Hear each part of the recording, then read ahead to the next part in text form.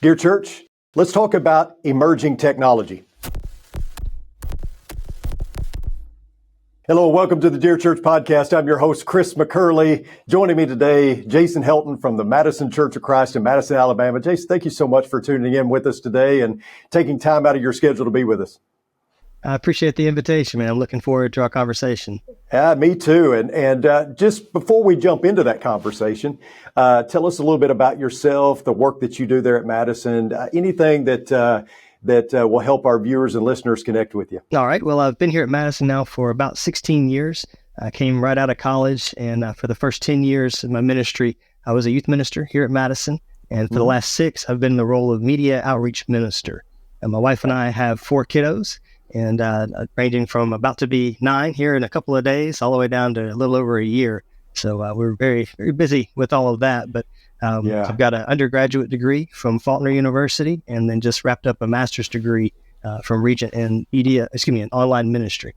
So that's a thing now. That's a degree that's offered. So. Which makes it is, which makes you qualified to talk about this subject. And of course, I've got to say before we get started is I really like your style, the shaved head, the black rimmed glasses, and the beard. I mean, that look works, doesn't it? I must say that you are the inspiration, my friend. Yes, absolutely. The glare wherever you go. I mean, it's great. Always have a hat close by, especially in summer. Yep, it's good. Yeah. I got married before it all fell out, so that was a goal of mine. I tell people mine slid down my back. I didn't choose. Oh, there you go. Yeah. I didn't choose the short on top. It just kind of chose me. But I still grow hair. It just right. Exactly. I grow it in the places that I don't want it, and I can't grow it in the places that I do. Jason, let's set the stage a little bit by talking about artificial intelligence, virtual reality. So that's what we're going to be kind of diving into today, and how those things can be both a help and a hindrance to what we're trying to do in the church. But for those who may be unaware of this type of technology, define the terms. What is artificial intelligence? What does that kind of entail? And then also virtual reality. So artificial intelligence has really kind of taken on a life of its own as far as the branding. AI is a general branding. There are lots of different types of AI. I guess one of the most popular ones out right now is something called ChatGPT, which is a platform that you can interface with. It's very conversational. So it's a text prompting platform. And so you type in a question or you type in a statement, asking it to, I've used it several times to kind of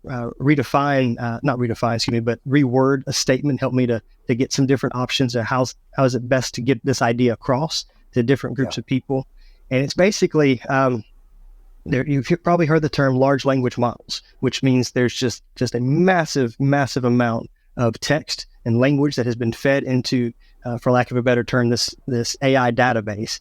And so it is a really high, really fast word processor in some ways, because it processes through all this information, cycles through it, and then it can spit out a response to you based off of your question in a really, really rapid and really conversational way. So it's really powerful. ChatGPT is something that I think people can use in a lot of different industries. I kind of use it as almost like a verbal Pinterest. So it gives me different words that I can use for text prompts. We actually recently at Madison did a preaching series on the kings and judges.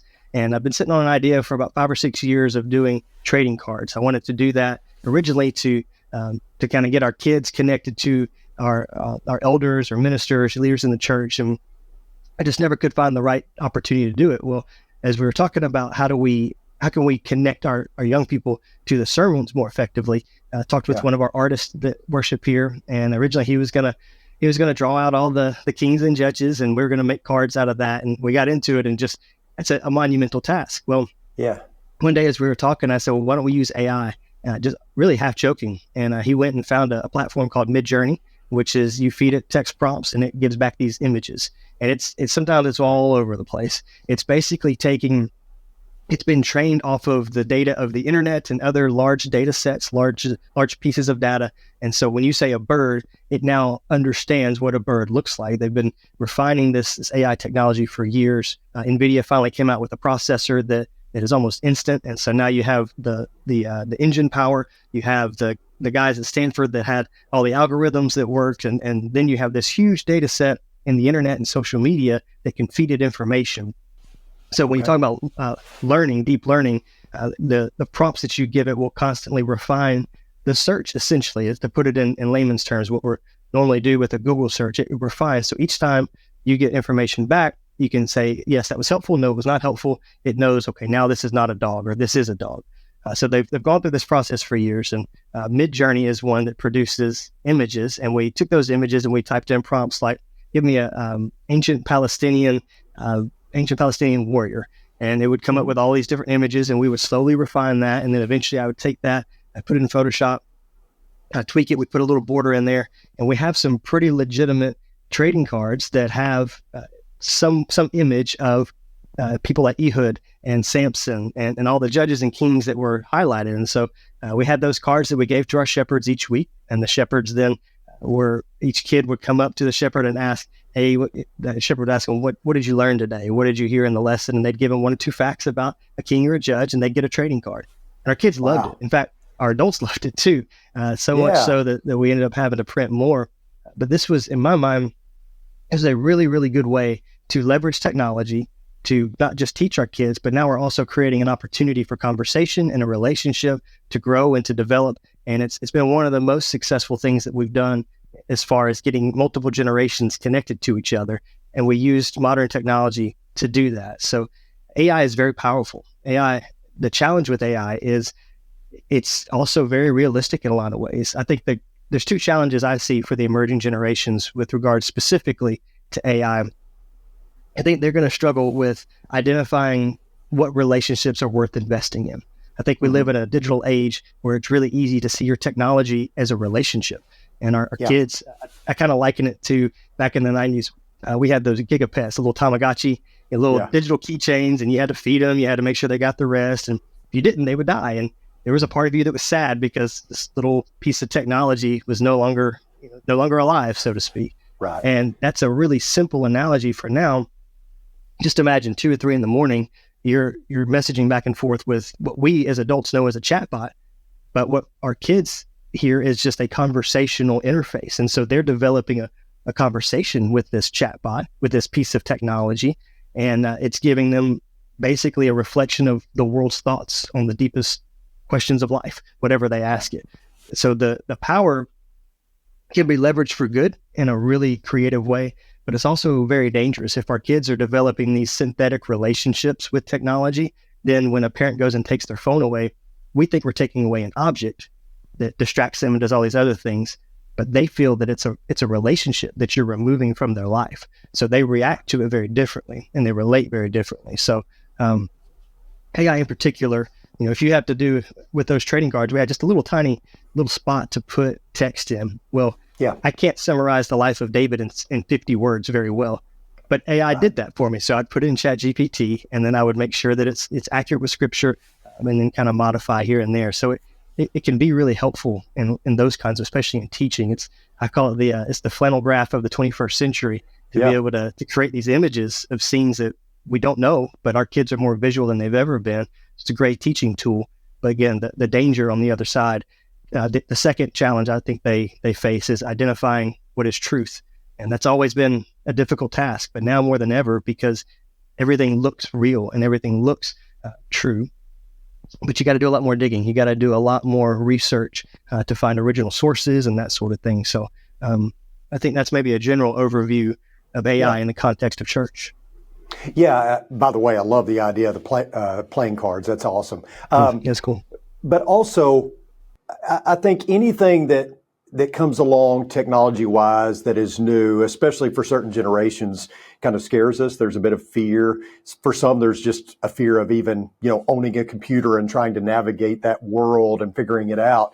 But even more so when it comes to new technology, I've heard it said by some, I stay away from the internet. I stay away from Facebook. I mean, there's no good that can come out of that and all that kind of stuff. And I don't believe that to be true. I believe that how you use it makes all the difference, right? Absolutely. And so there's always that balance of determining how to use it for good and to filter out the bad. Talk a little bit about how this emerging technology is shaping us spiritually. You hit on that a little bit as far as relationally, but how is this shaping us as a church, or what do you see it doing for us in the future? Well, I think that you touched on it perfectly there, talking about the difference of perspective with regards to generations. I think that I call it the perceived generation gap. I think oftentimes it's more perceived than it is reality. And I think it's actually a tool of Satan to divide us, to keep us, the eye cannot say to the hand, I have no need for you. Well, the old person can't say that we don't need the young people. The young people can't say we don't need the old people. And right. I think Satan uses that. Technology, to your point, it can be very overwhelming. And part of that is because of how powerful it is. People are afraid to misuse it. They're afraid to make mistakes with it. They're afraid of the consequences. Fire at some point was the new technology, right? When we could rightly handle fire. Vehicles were a new technology. All of these things were new at one point, and eventually after time, they become normalized and they become old at some point. So I think with any new emerging technology, our first response as Christians is not to run in fear. It's to think critically and to think deeper. Okay, how can I leverage this for the kingdom? How can this be dangerous? One of the questions that I've tried to really, or the thought processes I've tried to instill in my life and hopefully in my kids' life as well, is how would this technology make me more like Jesus? That's a good place to start. Can it make me more like, absolutely. I mean, we're having a conversation. We live in different states right now, and we're having a video. We can see each other. We can hear each other. This is going to be broadcast, all over the world. Anyone can access it. We can go into all the earth like we've never done before. Yeah. We can do it efficiently. It's never been as cheap to get the gospel. That we don't have to pay for travel. We pay for air as far as the internet's concerned. We pay for connection, that sort of thing. But it's a really effective and efficient way to do that. Social media is a great conduit for connecting people. Absolutely. But what happens, I think, specifically with social media is that we replace we no longer see it as a conduit, but we see it as the substance of the relationship. And that's especially seen in younger emerging generations. Jean Twenge has a book called Generations, and she's worked from a massive data set of about 60 years worth of information. And she chronicles and identifies different trends of different generations that are currently alive right now. So the silent generation being predominantly the oldest generation in the United States. And then she goes through the boomers, Gen X, Gen Z, millennials, and then Gen Z. And Gen Alpha is still, the rest is still unwritten, as they say on them. They're still emerging. But when you look at the research, it's interesting. There's a lot more connection than I think people realize. I think we think of the idea of gender identity and sexuality as being a contemporary topic. Well, there was a philosopher in 1930 named Reich that basically combined the thoughts of Freud and Marx. And that's a philosophical cocktail I don't want any part of. But Freud says that sexuality is the end-all be-all of authority, and then Marx says that the government is the end-all be-all of authority. Well, he blends those two together and says that what the government defines as sexuality is the end-all be-all of authority, and that's sort of where we are today. So he spoke these words in 1930, so that's almost 100 years ago. That's something that opened my eyes. That was pointed out in Carl Trueman's book, Strange New World, where he chronicles the last 100 years of philosophies and impact on our culture. I think that when we start looking at the sexual revolution of the 60s, we never got out of that. Technology really helped that happen because, and I think it was 1960, the introduction of the birth control pill. That helped pave the way for the sexual revolution. And that's where we are today as well. So, really, if you read Twenge's book, you realize it really is all the boomers' fault, not the millennials, but just coming from millennials. Of course. The reality is we all have a hand in it, right? We all have, each generation does what they can with the hand that they're dealt. And really, halfway through Gen X into millennials, we started really honing in on work smarter, not harder. And then we started having this emerging technology that facilitated that in a way that we've never seen before. And so now everything can be automated. It's great that I can open and close my garage from anywhere on the planet. That's nice. But what has happened over the course of time is work smarter, not harder, turned into we don't know how to work hard. in some real tangible ways. We have a different skill set. The economy, the Industrial Revolution brought in a knowledge-based economy. So people were going to college longer, which means the impact of that is they're having kids later and families are forming later in life. There's more debt that's incurred when that happens as well. And this knowledge-based economy now leaves a further gap in the workforce. So I learned history very linear, one single line, and it was learn these dates and these names. But the older I get, the more I realize that's not how reality really works. History is more, there's a bigger spider web with history. And so the impact of something that happened in my grandparents' generation still impacts me today. And the more learned I am of that, the greater context I have of history, then the more I appreciate them. And I see that we're actually more similar. So I can go to them for advice.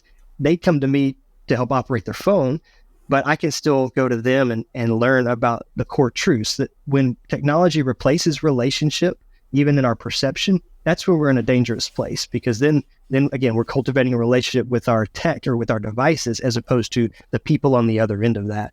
And I think that's the real great danger. We're getting a lot of data right now that tells us the danger of social media in particular. This past summer, in fact, the Surgeon General of our country came out and said, hey, 16 is the recommended age for young people to get on social media because of the data that we have, especially starting in 2012. There was just a huge spike in the dark triad, the depression, anxiety, and suicide ideation in our youngest generations. And the interesting thing is 2012 was the first time that in our country, the majority of teenagers had access to smartphones and to social media. And so as those platforms have increased, the idea was technology will connect us better. But the reality is the younger generations right now are more connected online than they've ever been, but they're more disconnected offline. And the connections offline are usually the ones that build in resilience. They're the ones that maintain joy and happiness and just a self-worth that the online community cannot replace. It typically does more harm than good there. Yeah. And I think it's a truism in life that you're going to have to give up something to get something. And so anytime we're talking about things like this, we're talking about giving up something to get something. And does the benefit outweigh the risk or what we're leaving behind? And I think that's where so many people get scared. I know my folks, my mother especially, she didn't like Facebook because somebody could track you down and maybe murder your whole family and all that. And I said, Mom, people can track you down. I mean, you have a chip in you. Right.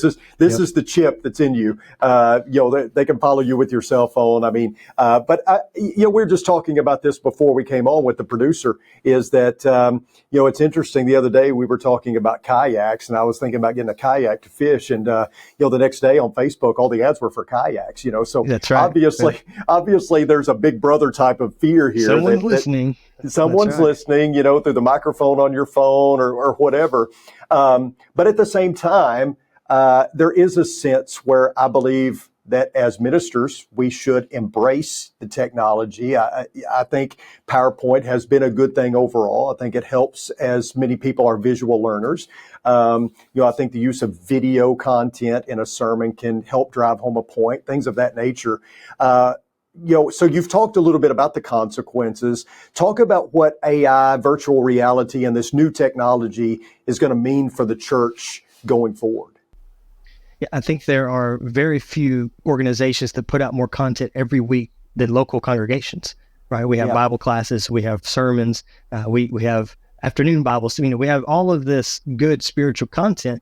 What we have to do is get better at capturing it and then putting it on the platforms effectively. And I think COVID helped to some degree. What COVID did is it moved everyone's baseline up. It moved the floor up.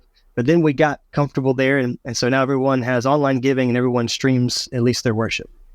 That's a decent baseline, but we're not necessarily innovating beyond that. And that's something that I hope that in the rest of my generation and my kids' generation, the church will develop a reputation for continuing to be more innovative with new technologies. You mentioned VR, Church, and we did a 12-week study at Madison on this topic. Analog Faith and Digital Church, or Digital Babylon was the title. And we got towards the end, and I wanted to do a class on VR. And I honestly thought this would be something that most people would check out. Nobody's going to care about virtual reality.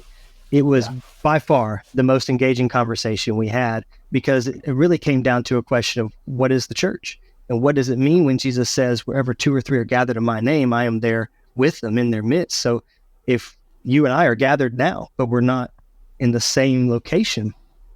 Again, COVID is another example of that, where many of our congregations met virtually as the way we said it. We either pre-recorded worship or pre-recorded portions of it, or had a small group of people that were at the building that then we pushed out the signal. Everybody else was watching from their homes. And so we sort of deputized the household from a congregational standpoint. What if you could have, sitting in your living room, for us, we turned up the volume really loud. And when you did that, especially for the singing, it sounded like you were there in the auditorium. We had some pre-recorded worship that we were able to use there from a singing night we had hosted. And so that was really impactful. And I didn't realize how moving that would be in the moment. But imagine if you could put a headset on, and then I look to my left and I see Chris right there in some kind of embodied virtual figure. Is it truly embodied? Well, no, it's a virtual avatar that looks either as much like you as you want it to, or as different as you want to. But still, I know that you're there, and I have that experience. What VR offers is a more immersive experience, and to me, that makes the conversation a lot more nuanced.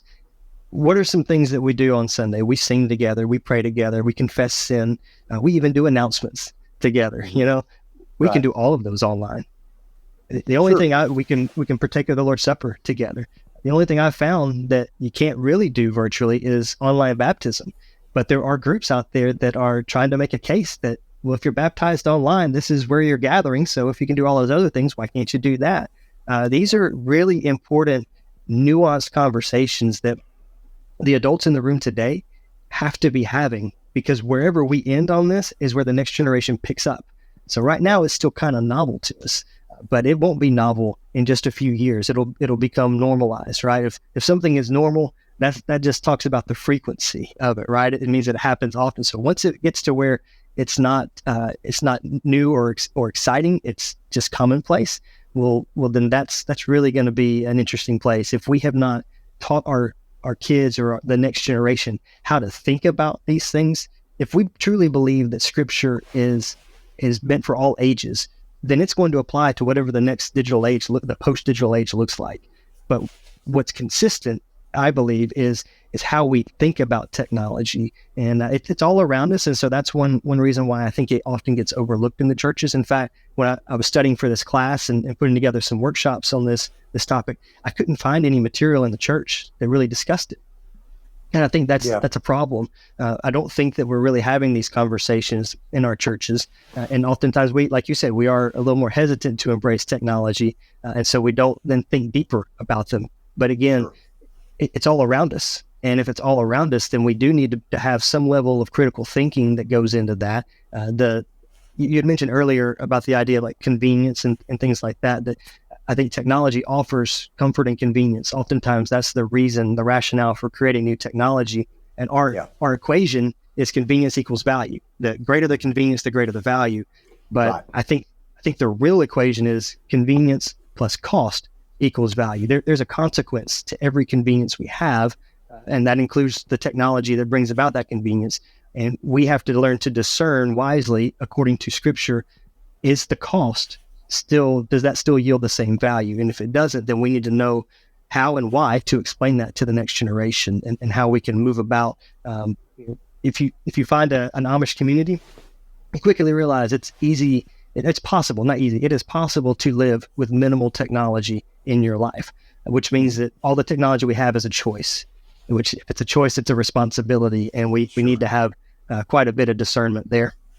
Yeah, and I think that's where so many people are fearful moving forward, is because with COVID, we learned that just about anybody can be a televangelist, right? I mean, we saw smaller churches that maybe were not up on technology figure it out and get the message out. And that was a great thing.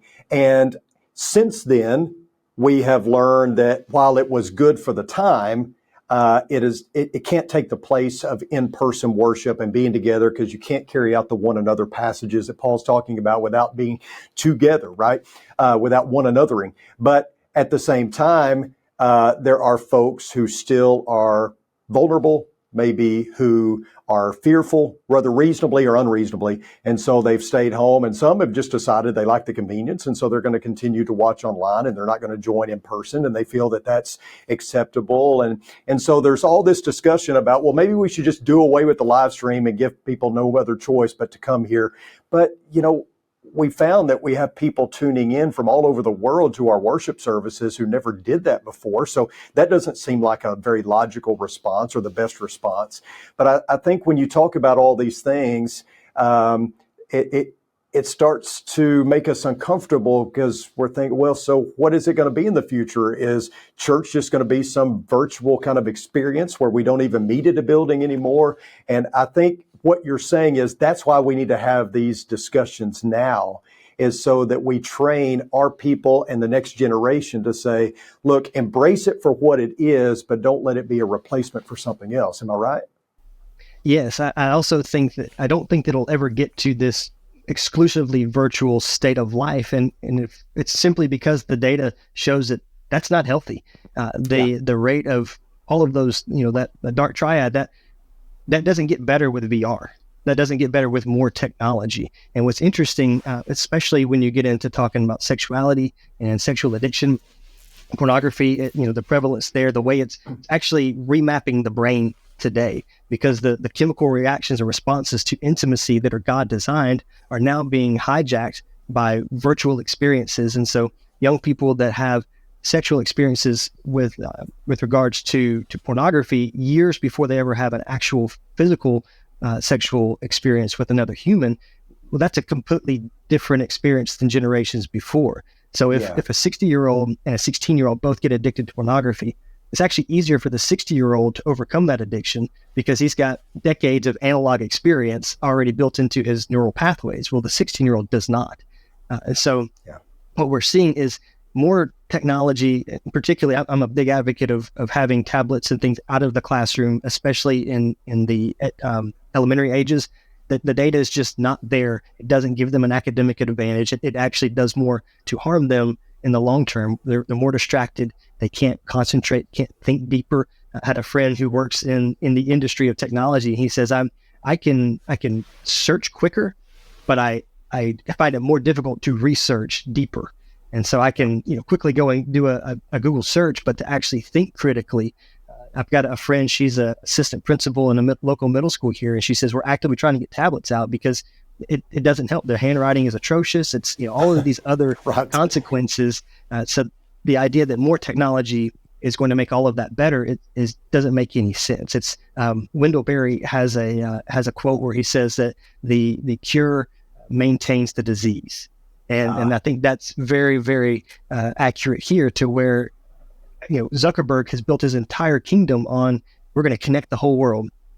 Well, yeah, we're all connected digitally. We all have LinkedIn together and all those things. But the reality is, it's actually not. It's not this paradise that he's tried to paint a picture of. It actually is. It's leading to some really deep, dark, challenging places for a lot of people, and especially younger generations that don't have. They're maturing later in life, but they're exposed to more adult things earlier in life, which is a horrible combination. What parent would be comfortable? How old would you be comfortable dropping your child off in the middle of Beijing and say, all right, be home by dinner? Because that's what you do when you just let them go free, not just on social media, but on the internet, without any kind of instruction. We have to teach them how to discern and how to use. It's not a relationship to cultivate, but technology is a tool to steward.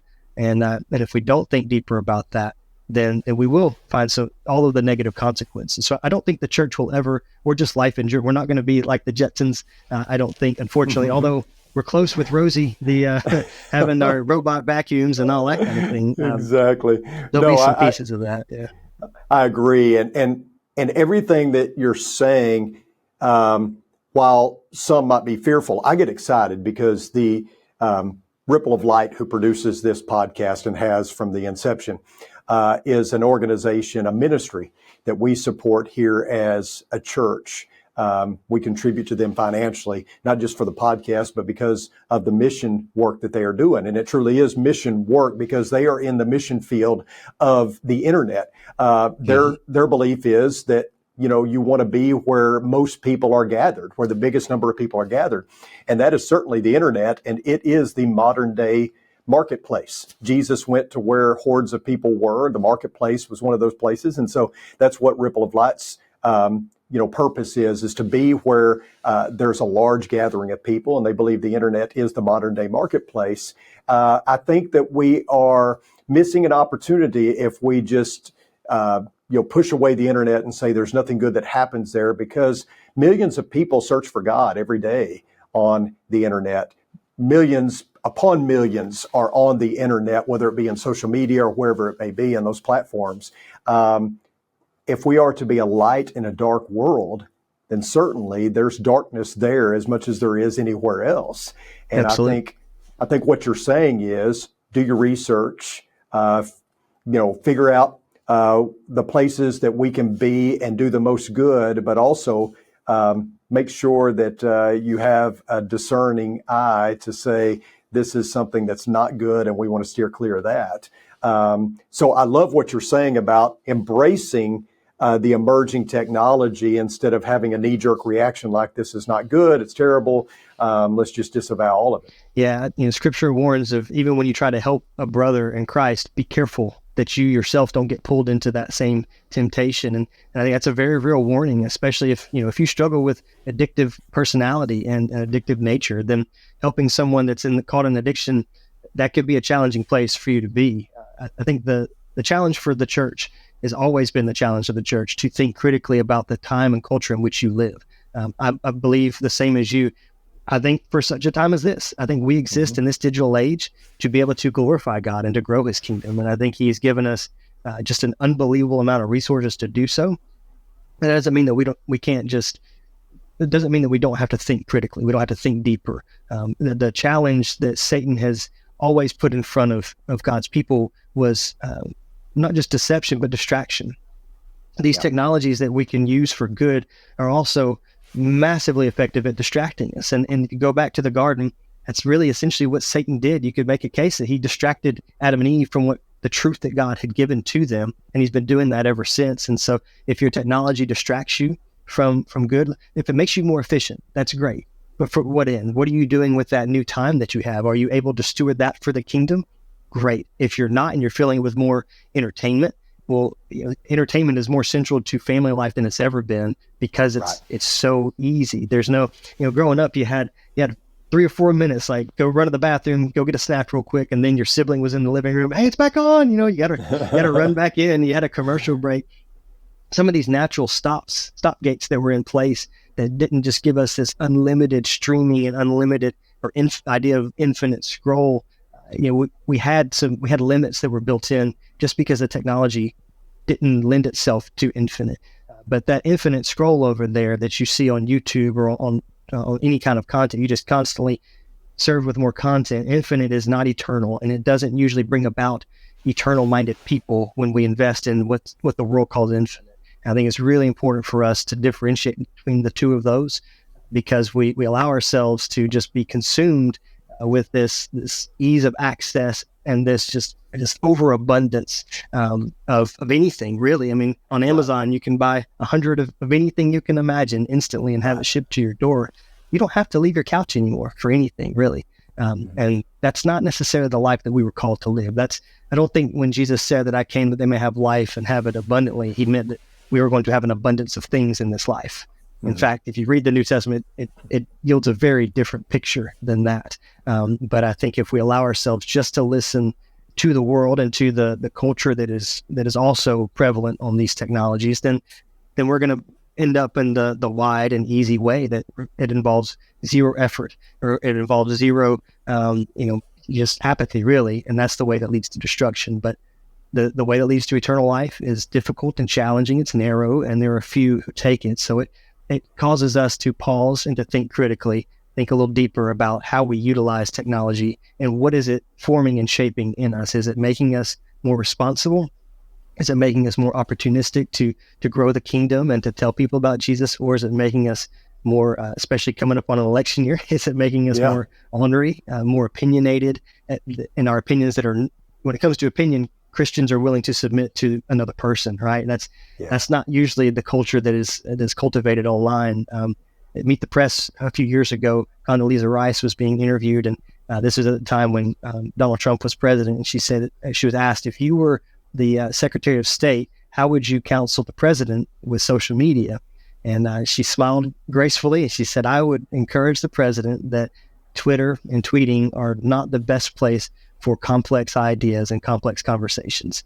I thought that was a very graceful, very good way to approach that. And it's true. It's, if you're limited to 160 characters, it may cause you to be more efficient with your words. Usually just causes us to be more reckless. And some of these conversations are more nuanced. So instead of just tweeting about it, invite somebody to go get a cup of coffee and have the conversation there, in person. And it's a lot easier to respond godly oftentimes when you know that there's a physical human on the other end, as opposed to a chat bot or some digital, marketplace, digital playground where you don't feel the brunt of those consequences.